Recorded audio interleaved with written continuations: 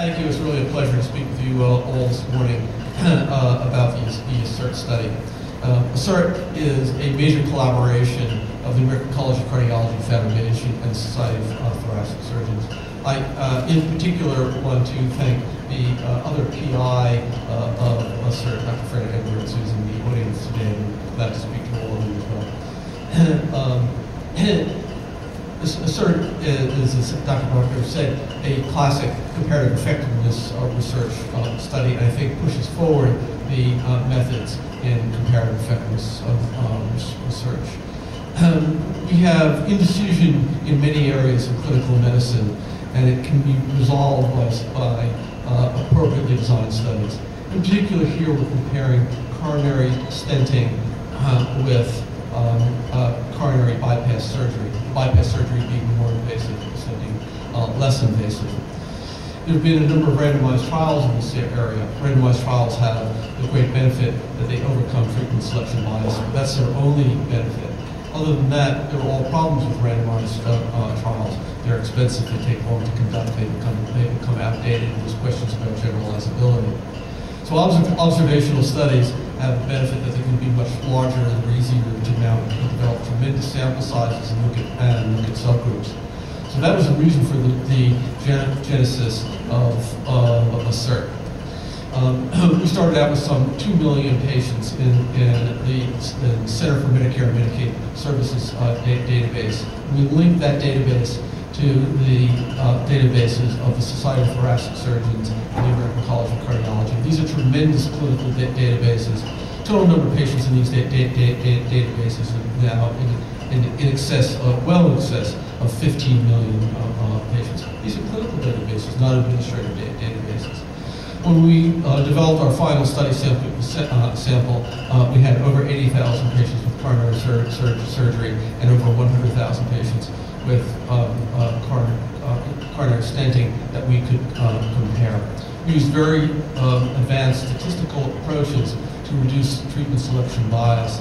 That is, those things that drive people towards one form of therapy versus another. And you can't correct for things that we don't measure. And we looked at that very carefully. What did we find? We found that at 1 year, there was essentially no difference in survival between patients undergoing coronary stenting and patients undergoing coronary surgery. However, at 4 years, we found a relative risk reduction of about 20% with coronary surgery compared to coronary stenting. 20% relative, 4% absolute, from about a 20% mortality at 4 years with coronary stenting to 16% with coronary surgery. We also looked in a number of different subgroups, and that's one of the powers that we have in observational studies. We have enough patients to really look at subgroups of interest, such as patients with diabetes and people with more severe disease. And what was really quite striking in this is how consistent these data were across our subgroups.